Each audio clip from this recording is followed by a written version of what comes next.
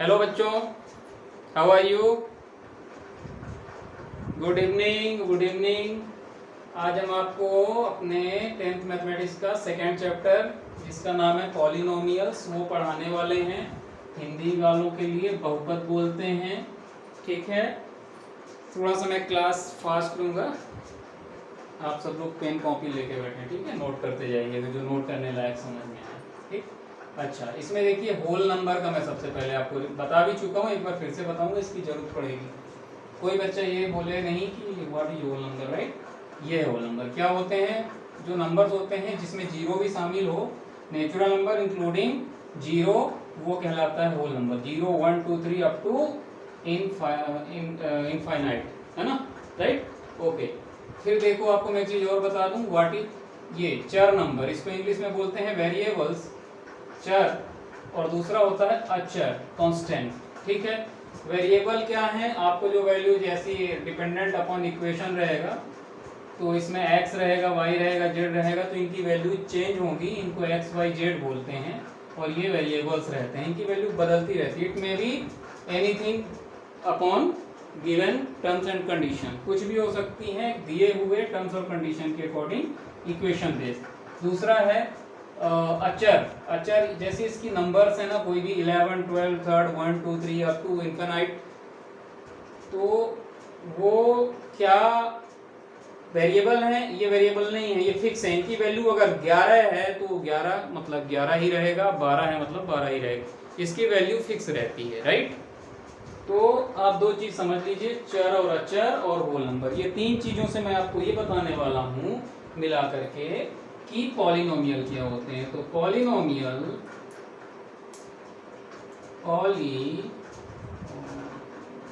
English लिख देता हूँ, हिंदी वाले समझ लेंगे कि मैं बहुपद लिख रहा हूँ। पॉलिनोमियल्स, पॉलिनोमियल्स क्या हैं? इसको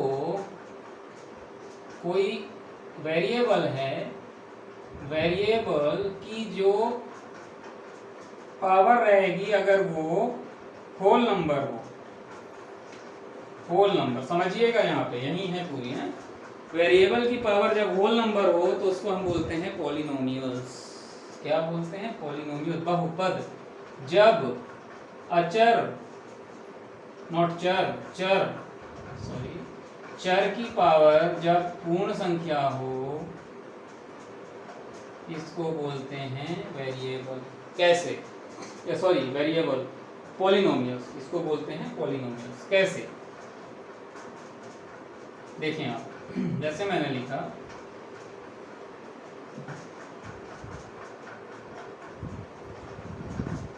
मैंने लिखा px equal to ax square plus bx plus c, ठीक है। क्या लिखा? ये लिखा, राइट। इसमें आप देखो, ये जो a है दे आर रियल नंबर्स, ये है, b है, ये भी रियल नंबर्स है, राइट। c है, ये रियल नंबर्स। इसमें कंडीशन से मतलब इसके लिए कि ए बी सी ये क्या है? ये रियल नंबर्स हैं, और a is not equal to 0, ये दो कंडीशन है पॉलिनोमियल्स में, राइट। ठीक है ना। चलो अब मैं बताता हूं ये चीज, वेरिएबल और होल नंबर कैसे है। जैसे आप देखो, इसमें वेरिएबल क्या है? ये तो रियल नंबर्स हो गए। वेरिएबल क्या है? ये देखो x p x, यानी x वेरिएबल, x की वैल्यू डिपेंड करेगी इसके ऊपर, राइट। तो x हो गया, ये वेरिएबल है, और इसकी पावर लगी हुई है 2, ये इसकी घात लगी हुई है 2, x की घात 2, ये पॉलिनोमियल्स है। मैंने बोला ना पहले, पॉलिनोमियल्स की जो डेफिनेशन है, वेरिएबल की पावर होल नंबर, तो x की पावर 2, ये वेरिएबल के पावर होल नंबर है, तो दैट इज पॉलिनोमियल्स, ठीक है। इसमें देखो आप, क्या है भाई? dx, dx में क्या है? d इंटू एक्स में क्या है? x की पावर 1 dx, ये भी इसकी पॉलिनोमियल्स की पावर पूर्ण नंबर, मतलब होल नंबर है, राइट।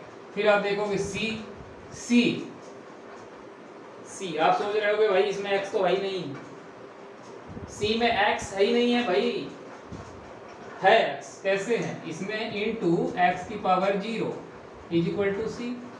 क्या मालूम है? आपने नीचे की क्लासेस में पढ़ा होगा प्रॉपर्टीज में। इसको मिटा दूं, नोट कर लिया होगा ना? ठीक, मिटा दूं? ओके।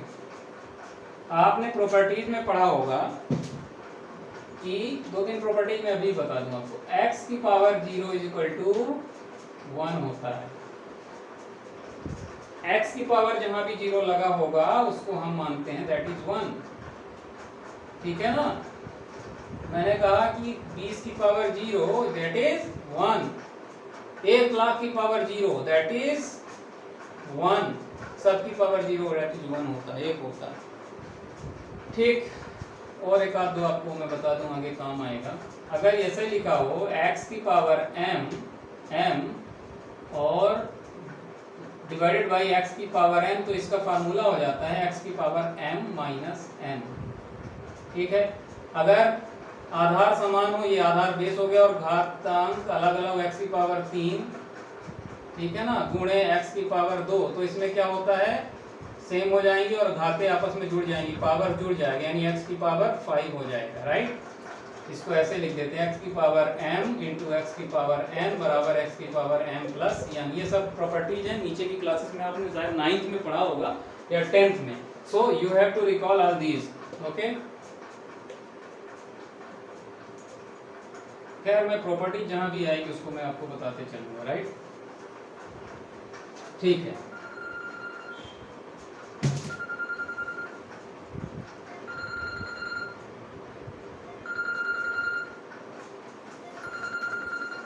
एक सेकंड, एक फोन आ रहा। इसमें अब आगे आपको मैं बताऊंगा कि जो डिग्री ऑफ पॉलिनोमियल्स है ये क्या है।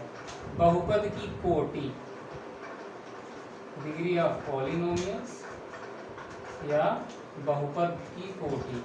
देखिए, जो कोई इक्वेशन दिया रहेगा उसमें suppose 2x square plus 3x plus 4, इसमें जो मैक्सिमम पावर रहेगी वेरिएबल की वो उसकी डिग्री कहलाएगी। जैसे 2x प्लस 1,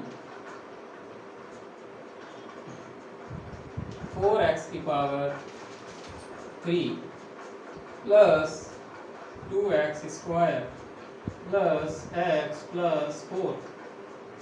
ठीक है? तो आप बोलें जो 2x square plus 3x plus 4 में वेरिएबल की मैक्सिमम पावर क्या है? क्या है? This one, because x is variable and here x is equal to x की पावर 0। राइट? तो यहाँ पे 2 है, तो डिग्री ऑफ दिस पॉलिनोमियल क्या होगी? Variable, degree of this variable, degree है इसकी 2। यहाँ पे वेरिएबल x की डिग्री क्या है? 3 मैक्सिमम, यहाँ पे 1। राइट? तो डिग्री कहलाती है जो मैक्सिमम पावर रहेगी वेरिएबल की। इसके बाद एक चीज आपको बताऊं, जो जिसमें x की डिग्री 1 रहेगी उसको हम बोलते हैं लीनियर।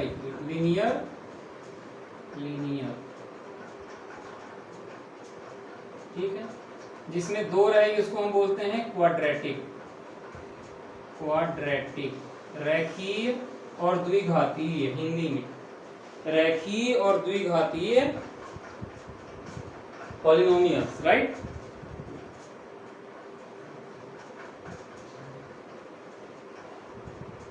इसके बाद ये जो है इसमें 3 है, इसको बोलते हैं हम क्यूबिक पॉलिनोमियल्स, घनीय बहुपद। और एक चौथा भी होता है, वो आगे देखेंगे अपन, जिसमें पावर 4 लगी रहती है। Suppose that x power 4 plus 2x cube plus इस तरह से ही हो जाए, इसको बोलते हैं बाय क्वाड्रेटिक पॉलिनोमियल्स। राइट? तो ये आपने पढ़ा डिग्री ऑफ पॉलिनोमियल्स क्या होती है। ठीक है? आई बात समझ में? अब हम देखते हैं बहुपद के शून्य कैसे निकालते हैं, जीरो ऑफ पॉलिनोमियल्स, राइट। देखिए कोई इक्वेशन है पी एक्स इक्वल टू इस पे इक्वेशन हम लिख देते हैं इसका पी एक्स मतलब पॉलिनोमियल एक्स का पी एक्स इक्वल टू हमने लिख दिया x square minus 3x minus 4 x square minus 3x minus 4, ठीक है, हमने लिख दिया। अब इन जनरल अगर बात करें तो इफ कोई ऐसी चीज, कोई ऐसा रियल नंबर k है जिसकी वैल्यू हम यहाँ पुट करते हैं और उसको हम यहाँ रखेंगे तो क्या आएगा, पी के इज इक्वल टू के square minus 3k minus 4, right.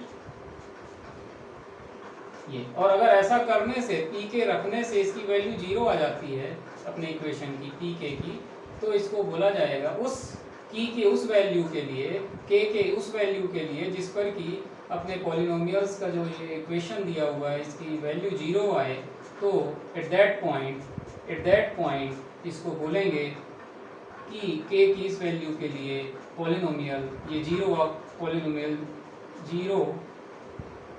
Polynomial है, ठीक है। फॉर एग्जाम्पल हम आपको करके बताते हैं, जैसे इसी इक्वेशन के लिए हम देखते हैं अगर हमने -1 रखा है यहाँ पे p x की जगह -1 हमने रखा, यहाँ क्या हो जाएगा -1 स्क्वायर माइनस ये -3 है और x की वैल्यू हमने ब्रैकेट के अंदर रख दी ये -1 और -4, राइट, ये x, ठीक है। क्या हो जाएगा p -1 ये हो जाएगा 1 का स्क्वायर -1 का स्क्वायर 1 आएगा -3 इंटू -1 ये आ जाएगा +3 और ये -4 रख दीजिए, ये हो गया 4 -4, what is the result, that is 0। सो इसलिए -1 की वैल्यू x की वैल्यू जहाँ -1 होगी हमें वहाँ क्या प्राप्त होता है, पॉलिनोमियल एट -1 ये 0 होगा। तो -1 जो है ये हमारा जीरो ऑफ पॉलिनोमियल है, राइट। इसी तरह अगर हम x की जगह 4 रखें तो हम देखते हैं कि 4 की घात 2 यानी इस पे -3 गुणे 4 कर दें आप -4 यानी 4 चौको 16 -4 कहीं 12 -4 तो 16 -16, यहाँ पर भी हम देखते हैं कि इसकी वैल्यू 0 हो गई, यहाँ पर भी 0 हो रही है और यहाँ इसके वैल्यू पे भी 0 हो रही है, तो इसका मतलब ये हुआ कि कितने 0 हो गए, इसके 2 0 हो गए, किसके, इस पॉलिनोमियल के 2 0 हो गए अपने को जो ज्ञात हो गए, तो इसको बोलेंगे इस पॉलिनोमियल के 2 0 हैं। इन जनरल अगर हम बात करते हैं तो हम इसको ऐसे लिखेंगे एक जनरलाइज फॉर्म में, ताकि हम इस पे बेस्ड कोई फार्मूला बना सकें। इसको हम लिखेंगे पी के इज इक्वल टू क्या,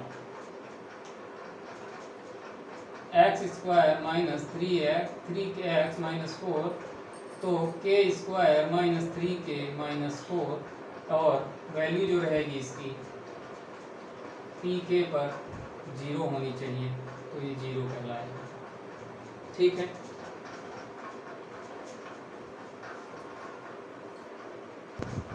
देखिए अब आप लोग सोच रहे होंगे कि ये जो पढ़ रहे हैं हम इसका प्रैक्टिकल सिग्निफिकेंस क्या है। आप समझो कि पढ़ क्या रहे हो आप, ये जीरोस ऑफ पॉलिनोमियल क्या है। इसके लिए आपको ग्राफ का उपयोग करना आना चाहिए। ग्राफ कैसा होता है वो मैं बता रहा हूँ, इसका सिग्निफिकेंस क्या है वो मैं बताता हूँ, ठीक है। देखिए ये अपनी होती है नंबर लाइन सपोज, राइट।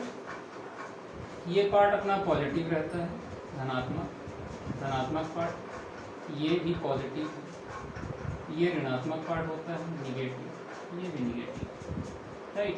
ये क्वाड्रेंट्स कहलाते हैं, first quadrant, second quadrant, third quadrant and fourth quadrant, इसको नंबर सिस्टम हम यहाँ लिखते हैं 1 2 3 4 5 6 7 8 9 10 11 अप टू इन्फिनिटी 1 2 3 4 5 6 7 इस तरह। ठीक है, ये मैं आपको जस्ट फॉर समझने के लिए बता रहा हूँ। इसके रिलेटेड क्वेश्चन आप कर लीजिएगा ग्राफ लेकर के। इधर पे क्या होगा, ये कैसी है, निगेटिव है, तो निगेटिव नंबर 1 2 -2 -3 -4 ये अप टू इधर इसमें भी लिख लीजिए -1 -2 -3 -4 -5 अप टू। हमने एक इक्वेशन लिखा y इक्वल टू 3x -3। अच्छा, ये x एक्सिस है, x और ये है y। दो एक्सिस हो गए, x और y। y की वैल्यू डिपेंड करती है x की वैल्यू को, राइट। हमारा जो लीनियर इक्वेशन लिखा हुआ है वो ये है y इक्वल टू 3x -3। हमने कहा y एट 0 क्या होगा, y एट x की वैल्यू 0, 3 इंटू 0 -3 क्या हो जाएगा, -3। हम क्या लिखेंगे यहाँ पे -3, ये आ गया y इक्वल टू -3, ये आएगा, नॉट ये आएगा -3। फिर हमने लिखा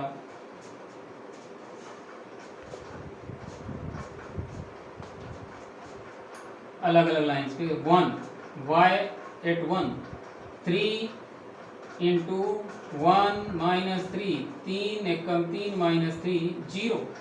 यहाँ आ गया y की वैल्यू, ये रही 0, राइट। क्या आ गई, 0। तो पहला तो हमने आपको पढ़ाया ना जीरोज ऑफ ये, तो y एट 1 ये भी एक 0 दे रहा है अपने को इक्वेशन में, राइट, एक 0 मिल गया। इसके बाद हम देखते हैं 2 एट y 2, तो 3 दूनी 6 -3, 3 आ गया धनात्मक 3, ये रहा 3। इसके बाद हमने लिखा y 3, 3 का 9 -3 6, यहाँ कहीं आएगा 6।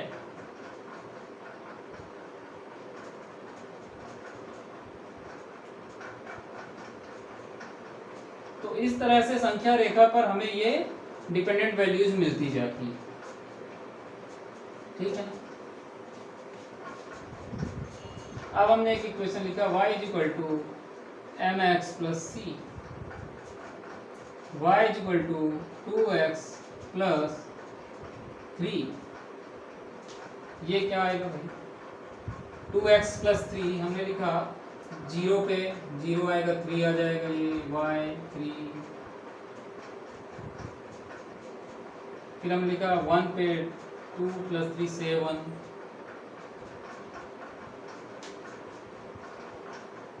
ये लीनियर इक्वेशन में आती है तो हमको ये स्ट्रेट लाइन एक मिलती है।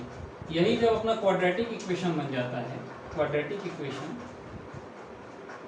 मान के चलिए हम बोले कि 2x square plus 3x plus 1, इसमें कैसा आता है, जो भी वैल्यू मिलती है, मान लीजिए हमने कहा x की वैल्यू एट 0, तो 2x square plus 3x plus 1 ये हो जाएगा 2 0 प्लस 3 0 प्लस 1, तो 0 0 1 आ जाएगा, एक वैल्यू आएगी 1।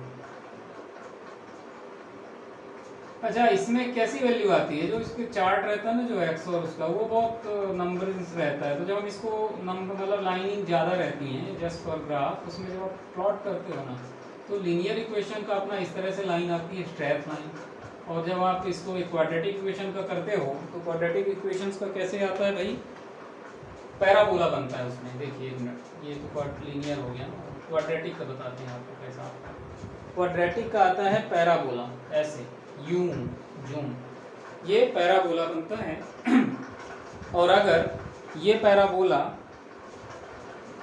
क्वाड्रेटिक में अगर a की वैल्यू 0 से बड़ी है, a इज ग्रेटर देन 0, तो ये पैराबोला बनता है, इसको बोलते हैं अपवर्ड पैराबोला, अपवर्ड पैराबोला, ठीक है। इसके बाद आता है अगर a की वैल्यू अपनी 0 से छोटी है, यानी निगेटिव है, a स्मॉलर देन 0, देन ये अपना पैराबोला कैसा बनता है, उल्टा बनता है इसका, अपोजिट, जस्ट ऐसे यूं। कैसे बनेगा भाई? उल्टा बनेगा, यूं यूं और ये यूं। ये डाउनवर्ड पैराबोला है, ठीक है ना। और एक होता है जब पैराबोला एक्स एक्सिस को टच करके निकल जाए तो इसमें क्या होता है, क्या होता है भाई? इसमें होता है अल्फा इक्वल टू बीटा, यानी जो उसके कोफिशिएंट होते हैं दोनों बराबर होते हैं और ये क्या करता है, यूं यूं टच करके निकल जाता है, ठीक है। अभी आपको आज की क्लास में हमने जो पढ़ाया इन चीज़ों को आप रिवाइज करें, अपने से समझने की कोशिश करें, और जो नहीं बनता है उसको आप हमें कमेंट करके भेजें। और अगली क्लास में मैं आपको इससे रिलेटेड क्वेश्चंस करवाऊंगा तो आपको कॉन्सेप्ट पूरे क्लियर हो जाएंगे। और उसी में मैं आपको बताऊंगा कि क्या रिलेशन होता है ये जो जीरोज़ हमने आज निकालना सीखा और कोफिशिएंट ऑफ पॉलिनोमियल्स के बीच में, ठीक है। तो वो मैं आपको अगली क्लास में लेकर के मिलता हूँ।